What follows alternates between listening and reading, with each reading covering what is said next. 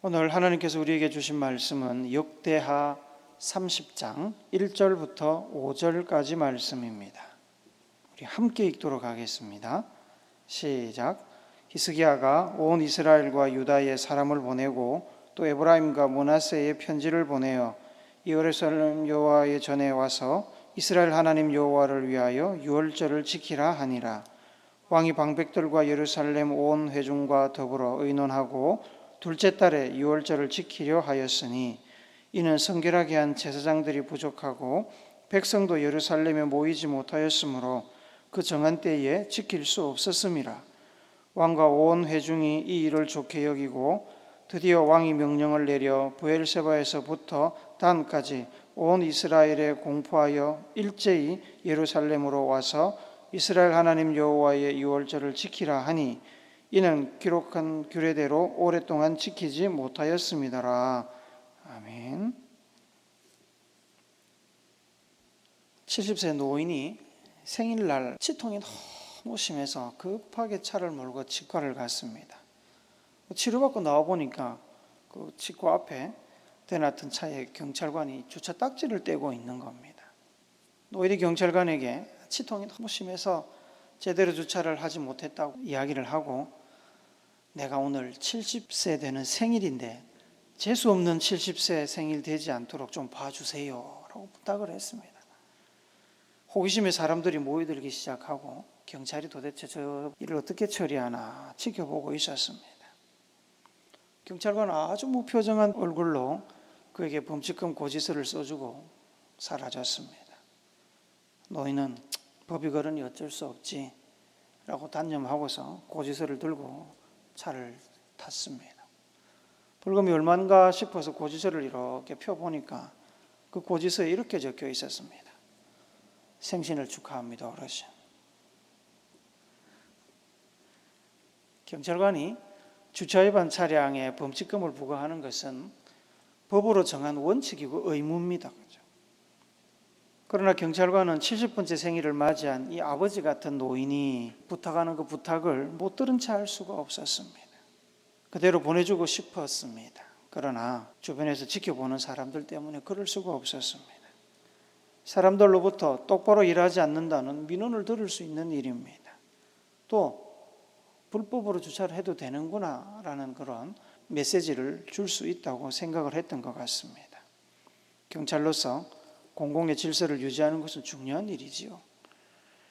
그래서 범칙금 고지서를 발부하는 척하면서 그 액수 대신에 생일을 축하한다는 말을 써 넣었던 것 같습니다.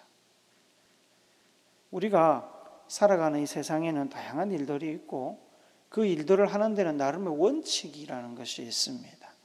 그 원칙은 법으로 규정되기도 하고요, 사회적인 관습이나 규범 또는 종교적인 교리로 만들어지기도 합니다.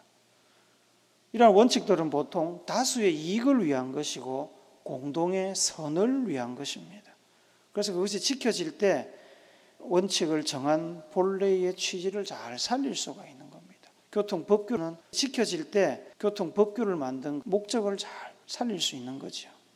문제는 현실이 항상 우리가 생각하는 대로 원리나 원칙으로만 돌아가지 않는다는 것입니다. 원칙만을 따지다 보면 오히려 부작용이 생기기도 합니다. 그래서 원칙의 울타리를 벗어나지 않는 범위 안에서 상황이나 형편에 따라 적절하게 융통성을 발휘하는 지혜도 우리에게 필요합니다. 여러분, 하나님은 율법을 주신 분입니다. 법을 주신 분입니다. 하나님은 법을 어기는 사람들을 책망하시고 심판하십니다. 구약시대의 하나님은 매우 엄격해서 감히 하나님께 농담 한마디 던질 수 없는 그런 어려운 분이었습니다. 그도 그럴 것이 출애굽 직후에 율법을 어긴 제사장 나답과 아비후가 하나님이 명령하지 않은 다른 불을 드렸다는 이유로 하나님의 심판을 받아 죽었습니다. 다윗 시대에는 우사가 하나님의 법궤를 지키기 위해서 그 법궤를 만졌는데 현장에서 즉사했습니다. 역사적으로 보면 이스라엘 민족이 뭔가 잘못을 크게 하면 하나님은 몇 차례 경고하시고 그러고 나면 심판의 지팡이를 휘두르셨습니다. 그런데 자세히 성경을 들여다보면 율법을 세우신 하나님께서 엄격하신 건 틀림없는 사실이지만 그렇다고 하나님께서 전혀 융통성이 없는 분은 아닙니다. 예수님께서는 이스라엘 백성들이 하나님에 대해서 오해하고 있는 부분이 많다는 것을 아시고 하나님이 백성들의 아버지, 사랑의 아버지이신 것을 늘 강조하셨습니다. 오늘 우리가 읽은 본문은 남유다의 그 13번째 왕인 히스기야 왕 시대에 있었던 일입니다. 히스기야란 이름의 뜻은 여호와는 강하시다라는 의미입니다.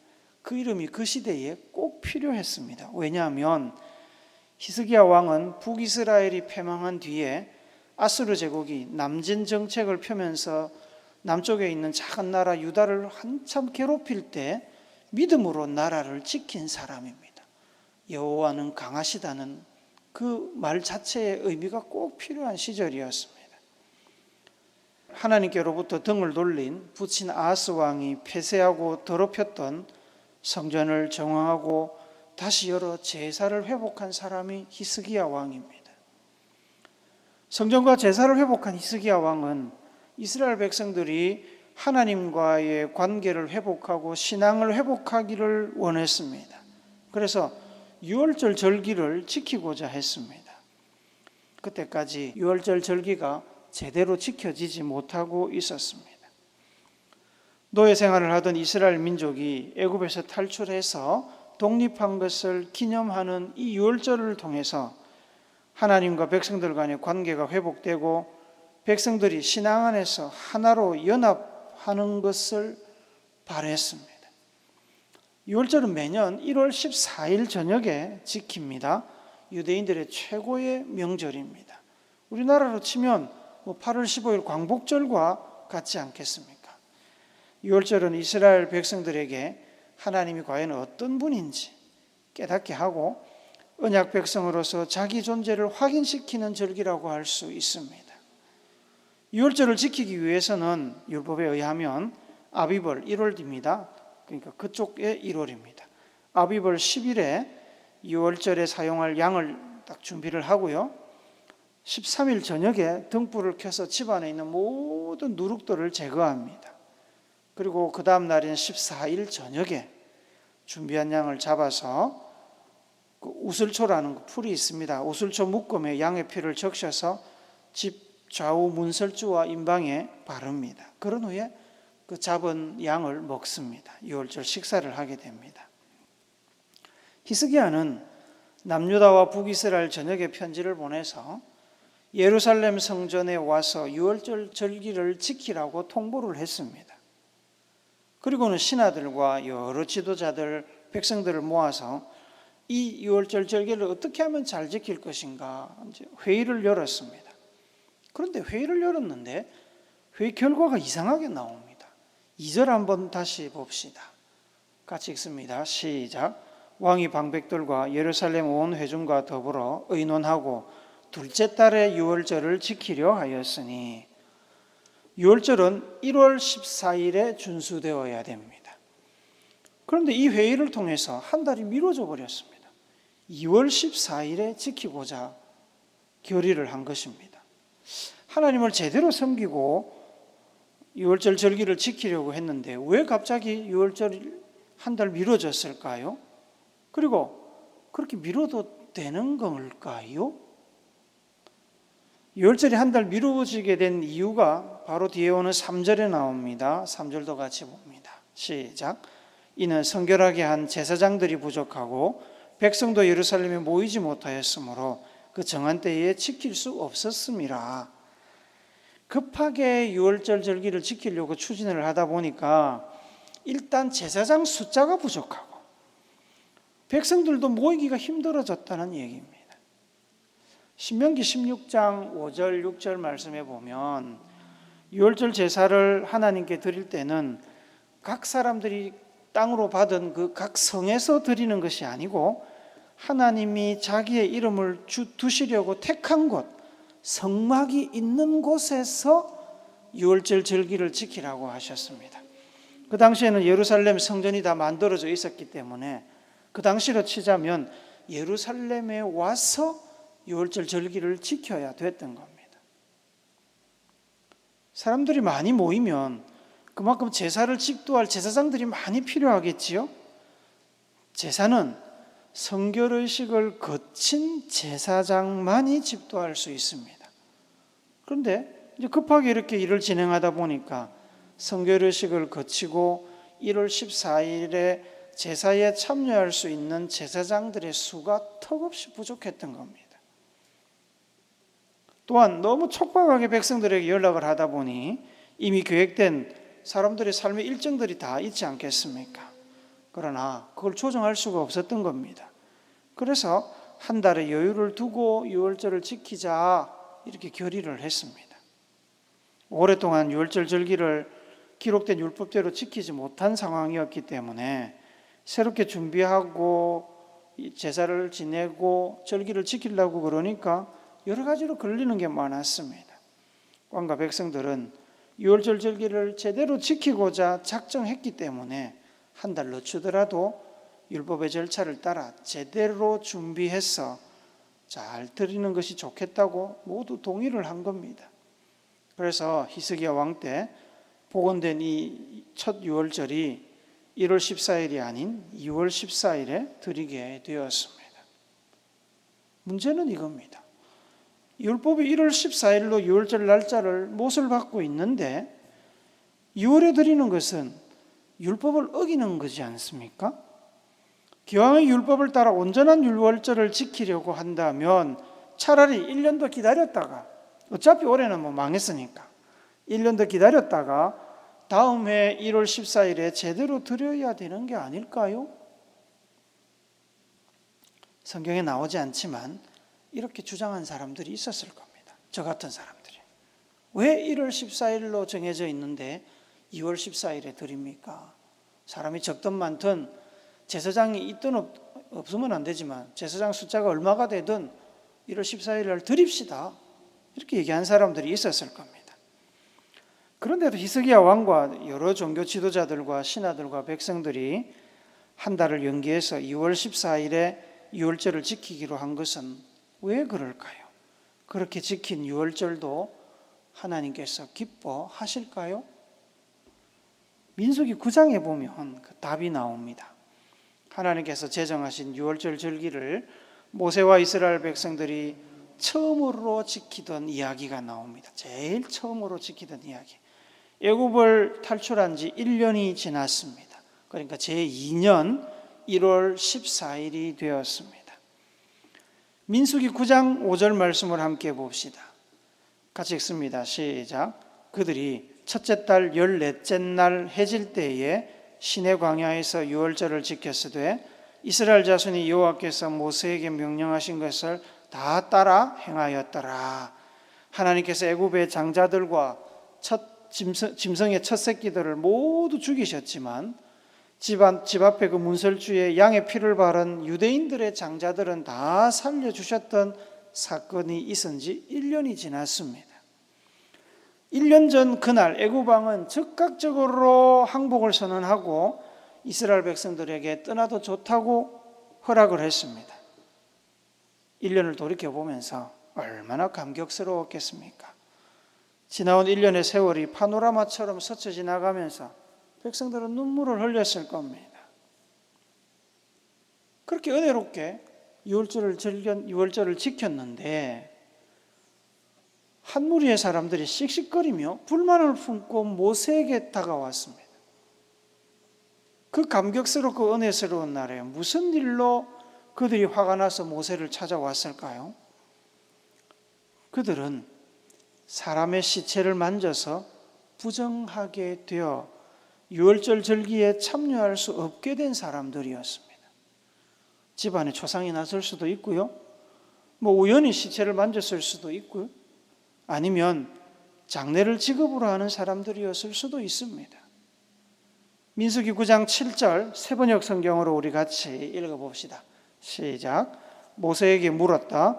우리가 비록 죽음 때문에 부정을 타긴 했지만 그렇다고 해도 지정된 때에 이스라엘 자손이 주님께 제물을 바치는데 우리만 못 바칠 까닭이 어디에 있습니까? 우리가 시체를 만져서 부정하긴 하지만 그렇다고 온 나라가 다 지키는 이 유월절에서 우리를 배제시키는 건 너무한 것 아닙니까? 우리도 이스라엘 백성인데. 율법에는 죽은 짐승의 사체만 만져도 사람이 하루 동안 부정하다고 이야기합니다. 그리고 만약에 사람의 시체를 만지면 이유를 불문하고 일주일 동안 부정하다고 성경은 규정을 하고 있습니다. 사람이 부정한 기간에는 제사를 드릴 수 없습니다. 성물을 만질 수도 없고 성전에 들어갈 수도 없습니다. 본의 아니게 역사상 처음 드리는 유월절 절기를 지키지 못하게 된 사람들이 불만을 느끼게 된 것은 이해할 만하지요. 가족과 이웃, 온 나라 사람들이 절기를 지키며 한 신앙 공동체로 똘똘 뭉치는데 그들만 외톨이 신세가 되는 느낌은 참 슬프기도 하고 사실 무서운 일이기도 합니다. 모세가 그들의 사정을 듣고 그들을 이해했습니다. 모세는 그들을 진정시킨 뒤에 내가 하나님한테 물어보고 대답을 하겠다 약속을 했습니다. 그리고는 하나님 앞에 가서 물었습니다. 하나님, 여차 한데 어떻게 해야 될까요? 하나님께서 이 문제에 대해서 모세에게 답변을 하셨습니다. 민수기 9장 10절부터 11절 상반절까지 우리 같이 읽어봅시다. 이스라엘 자손에게 말하여 이르라. 너희나 너희 후손 중에 시체로 말미암아 부정하게 되든지 먼 여행 중에 있다 할지라도 다 여호와 앞에 마땅히 유월절을 지키되 둘째 달 14째 날 해질 때에 그것을 지켜서.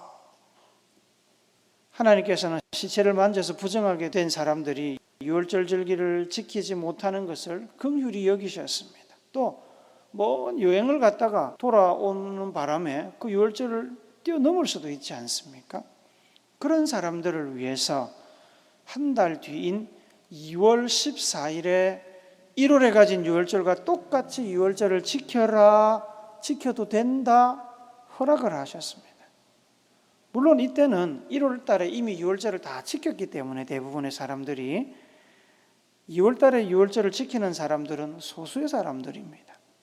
그렇지만 못 지키고 넘어가는 것보다는 100배, 1000배 낫습니다. 율법에 의하면 기회가 있는데도 유월절을 지키지 않는 사람은 속죄제를 드리지 않기 때문에 자기 죄값을 스스로 치러야 된다고 말씀합니다. 그 죄값은 뭡니까? 이스라엘 공동체로부터 끊어지는 겁니다. 이스라엘 공동체로부터 끊어진다는 것은 사형을 당한다거나 혹은 민족에게서 쫓겨나서 외톨이가 된다는 얘기입니다. 그래서 하나님께서는 2월 14일에 날짜를 따로 정하시고 그래 1월 14일에 못 드린 사람들 2월 14일에 드려도 좋다 이렇게 허락을 하셨습니다. 이것이 히스기야 왕과 지도자들이 유월절을 한 달 뒤로 미루고도 유월절을 제대로 지킬 수 있었던 근거가 되는 말씀입니다. 2월에 드리는 두 번째 유월절은 율법을 단지 기계처럼 원칙대로만 적용한 것이 아니라 상황을 고려해서 백성들을 위해 절기를 지혜롭게 운영하시는 하나님의 유연한 태도, 융통성에서 나온 겁니다. 1997년에 서울시장 선거가 한창일 때였습니다. 이분은 당시 서울시장 후보였던 조순 씨입니다. 조순. 당선되셨습니다. 나중에. 후보 시절에 관훈클럽 초청 토론회에서 자기를 과격한 원칙주의자로 평가하는 것에 대해 어떻게 생각하느냐 하는 질문을 받았습니다. 사람들이 조순 후보를 너무 지나친 원칙주의자다 이렇게 비난을 하고 있었다는 말입니다. 조순 후보는 이렇게 대답을 합니다. 난 원칙주의자가 맞다. 단 내 첫 번째 원칙은 유연함의 원칙이다. 원칙을 지키되 유연성, 융통성을 잃지 않겠다는 말입니다. 기독교는 율법의 종교죠. 법의 종교입니다. 하나님의 말씀인 율법은 하나님의 마음과 뜻을 담고 있습니다. 그러므로 율법, 말씀은 창조주이신 하나님께서 친히 만드신 인간의 삶과 행동의 기준이 되고 원리, 원칙이 되는 말씀입니다. 우리는 하나님의 말씀의 원리와 원칙을 따라 살 때 가장 인간다운 하나님의 창조 목적에 가장 부합되는 삶을 살 수 있습니다. 문제는 우리가 항상 말씀의 원리와 원칙대로 살지 못한다는 겁니다. 말씀대로 살지 못하면 어떻게 됩니까? 말씀대로 살지 못하면 말씀에 의하면 심판을 받게 되고 궁극의 심판은 죽음입니다. 말씀대로 살지 못하면 죽는 것이 정해진 원칙이고 원리입니다. 인간이 창조된 이후로 단 한 사람도 완벽하게 율법을 지킨 사람이 없었습니다. 율법대로라면 모든 사람이 이미 죽어서 역사는 끝이 났어야 됩니다. 그러나 하나님께서는 그렇게 꽉 막힌 원칙주의자가 아니십니다. 사람이 죄를 지었지만 원칙대로 심판하지 않으시고 하나님의 그 융통성, 사랑의 융통성 안에서 살 길을 열어주셨습니다. 에덴 동산에서 아담과 하와를 쫓아내실 때는 가죽옷을 만들어 주셨고, 동생을 죽인 가인이 도망갈 때는 그가 생명을 보존할 수 있도록 표식을 주셨습니다. 세상이 악으로 가득 차서 물로 세상을 심판할 때도 노아 가족을 살려서 역사의 숨통을 열어주셨습니다. 여러분과 제가 지금 죄로 죽지 않고 살아있는 것은 하나님의 사랑의 융통성이 용서라는 이름으로 우리를 아직 살게 하기 때문입니다. 하나님이 우리를 용서하지 않았다면 여기 남아있을 사람이 누가 있겠습니까? 베드로전서 4장 8절 말씀을 같이 봅시다. 시작. 무엇보다도 뜨겁게 서로 사랑할지니 사랑은 허다한 죄를 덮느니라. 안식일에 병자를 고치신 일, 밥을 먹을 때 손을 씻지 않는 것을 괴념치 않으시고 밀밭을 지나가다가 이삭 잘라 먹는 것을 용납하신 일, 두로와 시돈까지 가서 가나안 여인의 귀신 들린 딸을 고쳐주신 일 등등등은 모두 율법을 세우신 하나님의 아들 예수님께서 우리에게 보여주신 사랑의 융통성입니다. 예수님의 융통성은 예수님의 사랑에서 나오는 것이죠. 인류를 구원하시려는 하나님의 사랑에서 나온 최고의 융통성은 바로 예수님 자체입니다. 죄인은 죄값을 치러야 하는데 하나님께서 사랑의 융통성을 발휘해서 아들을 대신 죽게 하신 겁니다. 예수님께서 베드로전서 4장 8절의 말씀을 친히 이루신 겁니다. 예수님 시대의 바리새인들은 완벽주의자들입니다. 그들은 하나님의 말씀을 글자 그대로 토시 하나 틀리지 않고 100% 순종해야 된다고 주장하던 사람들입니다. 그래서 그들 앞에 서면 백성들은 늘 기가 죽었습니다. 못 지키는 게 너무 많으니까. 그들은 나름대로 그들은 최선을 다해서 율법을 지키려고 했습니다. 문제는 그렇게 해도 완벽해지지 않는다는 겁니다. 완전해질 수 없었습니다. 그래서 그들은 내심 속으로 괴로워했습니다. 삶이 고달팠습니다. 못 지키는 게 너무 많거든. 그런데 그것을 이 바리새인들은 어떻게 해결을 했느냐? 자기들한테는 융통성을 발휘하고, 그래서 괜찮다 그렇게 하고, 남에게는 융통성을 보이지 않고 아주 인색하게 대했습니다. 율법을 지키시오, 100% 지키시오, 문자 하나하나도 틀리지 말고 다 지키시오. 남들한테는 그렇게 얘기하고 자기한테는 융통성을 발휘했습니다. 그래서 예수님이 싫어하신 겁니다. 위선적이라고 책망하신 겁니다. 자기는 살면서 남들은 양심의 가책을 받아 죽게 만들었습니다. 우리에게 사랑의 융통성을 보여주신 예수님께서는 우리에게도 예수님의 그 융통성을 배우고 실천하라고 하십니다. 요한복음 13장 34절 말씀을 같이 봅시다. 같이 읽습니다. 시작. 새 계명을 너희에게 주노니 서로 사랑하라. 내가 너희를 사랑한 것 같이 너희도 서로 사랑하라. 내가 너희에게 융통성을 보인 것 같이 너희도 서로에게 융통성을 보여주라는 말씀입니다. 사랑하는 여러분 융통성 있습니까? 융통성의 다른 표현은 사랑이고 관용이고 또는 노련함이고 분위기를 전환시키는 것이고 참아주는 거고 덮어주는 거고 견뎌주는 거고 품어주는 겁니다. 융통성 있습니까? 원칙은 무너지면 안 됩니다. 원칙은 무너뜨리라고 세운 것이 아니라 지키라고 세운 것입니다. 원칙이 무너지면 질서를 잃어버리고 다수의 이익이나 공동의 선을 잃어버리게 됩니다.